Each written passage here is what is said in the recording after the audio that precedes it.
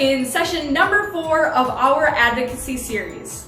Previously, we've looked at what it means to advocate, how to effectively target the right audience, the importance of key messages, and using our stories effectively. Now it's time to prepare for an actual visit.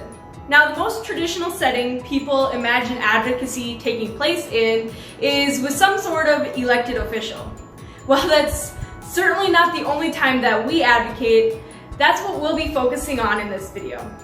And you can use these steps to prepare for any meeting in any setting. Now, before you worry about the meeting, you'll have done some of the work we've previously identified. You'll have an action item or request you'd like to make of someone that represents you. You'll have considered that request and how it represents more than just yourself. And you would have decided which key messages and stories make you the proper messenger for the request. You'll also have to do some work to schedule a visit with that party. As a general rule of thumb, you shouldn't ask for a meeting with representatives outside of their working hours. However, you can learn more by submitting a scheduling request through their website or sending an email or making a phone call to their scheduler. Now, most legislators do have a link to request an appointment on their website. So once you have that visit scheduled, you'll plan to show up professionally and in a manner that shows respect. In an in-person visit or online, you'll need to plan to arrive and be ready to go at least 5 minutes before your meeting. This gives you time to collect yourself and review some notes that you may have written. With a virtual meeting, it allows you to make sure your connection is good and your computer is in working order. Visits with legislators are usually very time-bound, and it's good not to waste time struggling to log in and get unmuted. In addition to being present, you want to make sure you've got the most positive presence possible. This means being dressed professionally with a neat and clean appearance.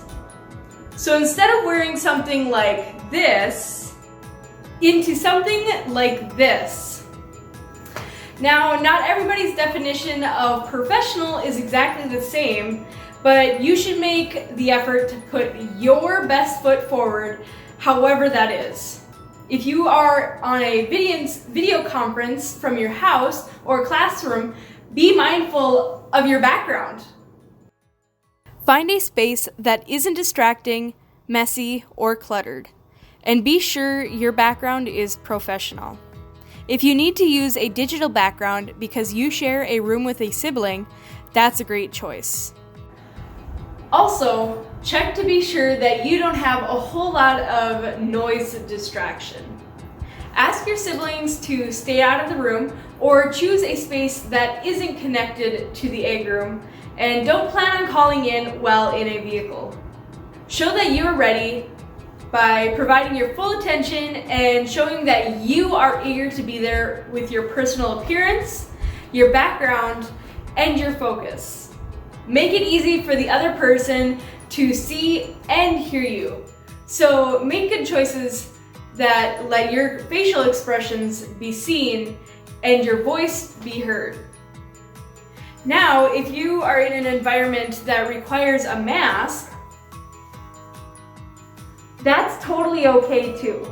Just be mindful of projecting your voice so you can be heard. Now, the first part of a visit is the introduction. When in an in-person visit, you usually start by shaking hands and introducing yourself. In a virtual meeting, it's still very important that you initiate and introduce yourself. Most people want to know your name, age, school, hometown, and 1 or 2 key things about you. Maybe that looks like, I'm Anna and in the 10th grade at Hamilton High School. I'm our FFA chapter's treasurer, and I live on my family's third-generation dairy farm. It could also just as easily sound like this. I'm Anna, and I'm a sophomore at Williams Science Academy, and I'm studying to go to college to be a veterinarian, and I'm a second-year member of my FFA chapter. Give them a little bit of information about yourself that helps them begin to connect with you. Don't forget to let your legislator introduce themselves as well. If you are part of a group, it's a great idea to have one student take the lead to introduce the group so there aren't those awkward pauses. They might start with, "Hello, Representative Smith. Thank you so much for meeting with us today. If it's okay with you, my classmates and I would love to introduce ourselves quickly as we get started, and then we'd like to hear a little bit about you." You can call out members to speak, or you can have them previously assigned in order. You just don't want to waste time on awkward transitions.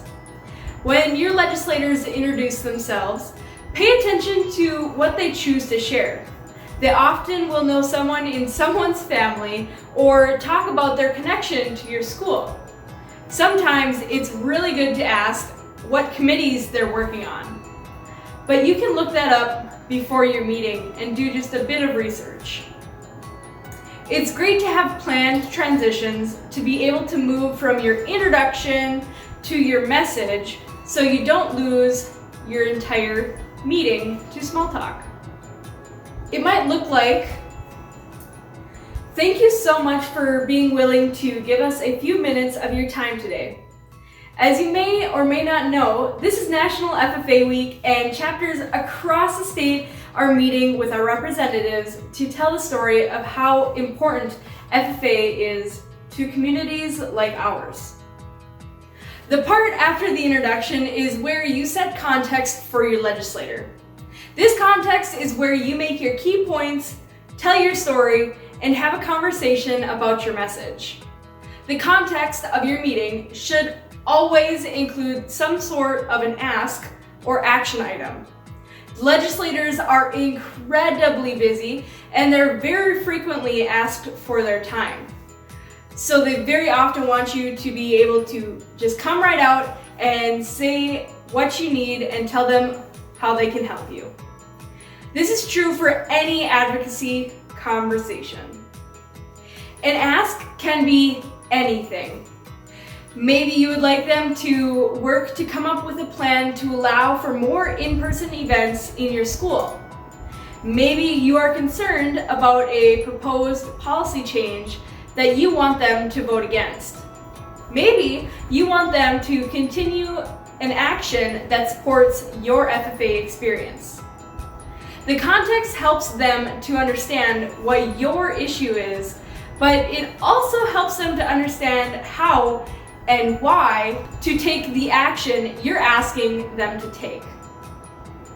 When you plan your visit, you should make sure you know what you'd like your representative to do on your behalf. You should also plan whether you have any supporting information they need.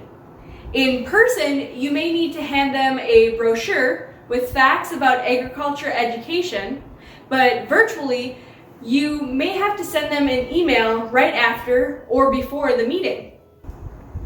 Take time to make sure this ask is within the realm of your representative's influence. You can ask your elected official to be your voice on several issues. However, if you're talking to someone on the education committee, it doesn't make much sense to ask them to do something on the agricultural committee. All representatives do vote on final bills, but to really maximize your visit by assuring that they have influence over your request. While you're having your meeting, remember that you are having a conversation. Ask questions of your legislator, and they will ask questions of you. Some great questions to consider are you familiar with FFA? What are some of your priorities when it comes to blank? Or, as a leader, what promises are you trying to keep to our district? You can use their answers to better understand them and potentially to connect them to why your issue or ask is important. It's also good to ask questions to learn more about them as humans. While it is important to know why you are there, there's a lot to learn from people in positions of influence, and understanding one another helps us to build connection. As your conversation winds down, take note of whether you have time left or not. When you have 2 to 3 minutes left, you want to start to conclude your meeting so as to respect their time. If you have more time remaining, but you feel like you've effectively told your story and had a good conversation about your issues, you can ask them questions about themselves, the bills they are working on, or hopes that they have for your communities. Once you approach the end of your time together, however, you want to thank them for their time and restate how appreciative you are of any support that they can offer to your issue. In an in-person meeting with your legislator, we usually encourage you to take a photo, but in a virtual visit, this isn't always possible. It's good to invite them to a future event. Maybe your state representative could be a speaker at your chapter banquet, and offer any support you can give them moving forward. In person, you would shake their hand again as you leave. After your visit, it's good to thank them for their time and remind them of your conversation. That can look like multiple different touch points. You might send an email with your information and the information that they asked for immediately after your visit. You might use Twitter to thank them publicly for meeting with you and talk about FFA. Old school paper thank you cards that are handwritten never ever go out of style, and they are a great way to remind your representatives that you met them and that you're available for anything else they may need regarding your issue. You don't have to follow up 3 times, but it is a great habit to follow up publicly and then send a thank you note in the mail.